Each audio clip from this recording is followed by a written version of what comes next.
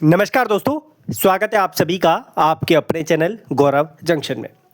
दोस्तों, आप लोग जानते हैं इस टाइम पर मैं धीरे धीरे करके जो चीज़ें मेरे पास आप लोगों की आ रही है, सवाल हो गया या कोई इंपॉर्टेंट अपडेट हो गया, कोई ऐसा नोटिस हो गया जो आपके साथ साथ दूसरे भाइयों की भी मदद कर सकता है, कोई आरटीए का रिप्लाई हो गया मेजर वाला, वो आप लोगों के साथ शेयर कर रहा हूँ।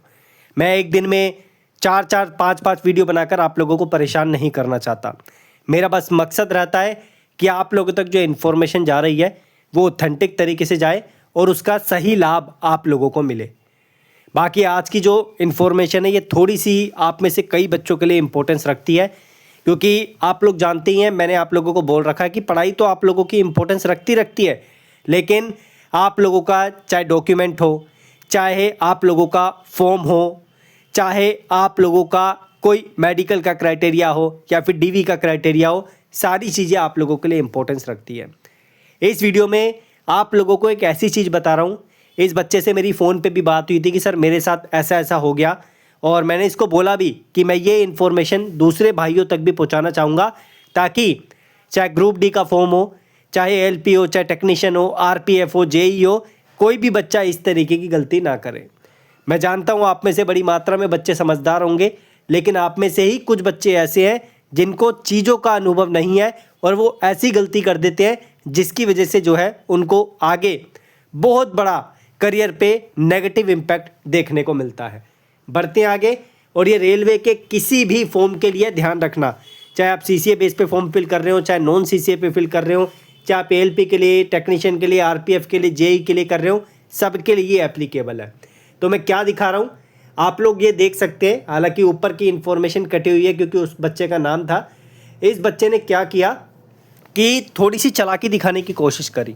अब जानबूझकर दिखाई या गलती से ऐसा हो गया, ये इस भाई ने मुझसे बोला कि सर नोटिफिकेशन में तो ऐसा कुछ नहीं दिया था, इसलिए मैंने सोचा कि आगे चल के किसी तरीके की परेशानी नहीं होगी, मैं ऐसा कर देता हूँ और आगे चल के जो है मेरे सारे एग्ज़ाम हो जाएंगे, या फिर 3 फॉर्म जो है डिपार्टमेंट रिजेक्ट कर देगा, 3 एप्लीकेशन, बाकी की एक जो है एक्सेप्ट कर लेगा और मैं आसानी से एग्ज़ाम दे पाऊंगा।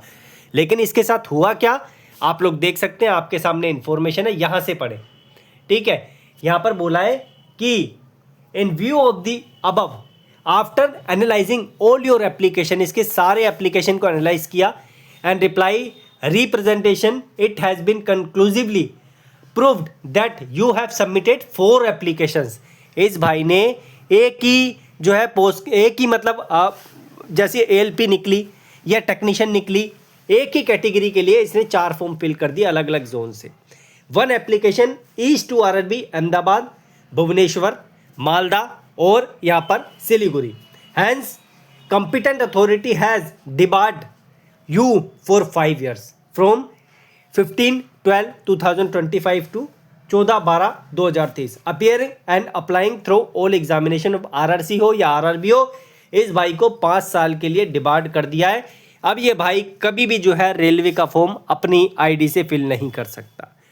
मेरा इस वीडियो को बनाने का मकसद कोई व्यूअरशिप छापना नहीं है। मैं जानता हूँ इस पर बहुत सारे व्यूज़ नहीं आएंगे, लेकिन आप लोगों तक ये इन्फॉर्मेशन पहुँचाना है कि ऐसी गलती भी आप लोगों को जो है एग्ज़ाम नौकरी में जो है परेशानी दिला सकती है।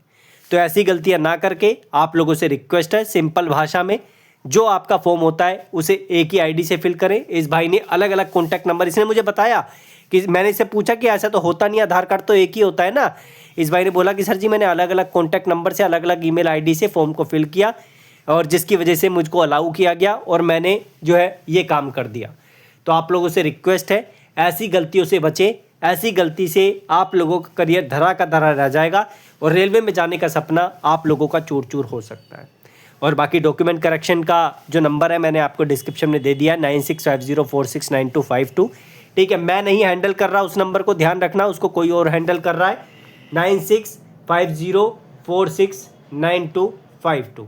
ठीक है, कभी कभी बीच में मैं आ जाता हूँ देखने के लिए, लेकिन हमेशा मेरे पास नहीं आता। तो बाकी कोई आपको डॉक्यूमेंट करेक्शन से रिलेटेड चीज़ें पूछनी है, क्या गलती है, तो अगर उसके पास जानकारी होगी तो वो दे देगा, नहीं तो मेरे पे समय मिलता है तो मैं आपको बता दूँगा। ठीक है, वो करेक्शन होगा या नहीं होगा। बाकी धन्यवाद, कीप इन टच, और कोई सवाल है कमेंट में मेंशन कीजिए, इसी तरीके से आपको वीडियो मिल जाएगी। धन्यवाद।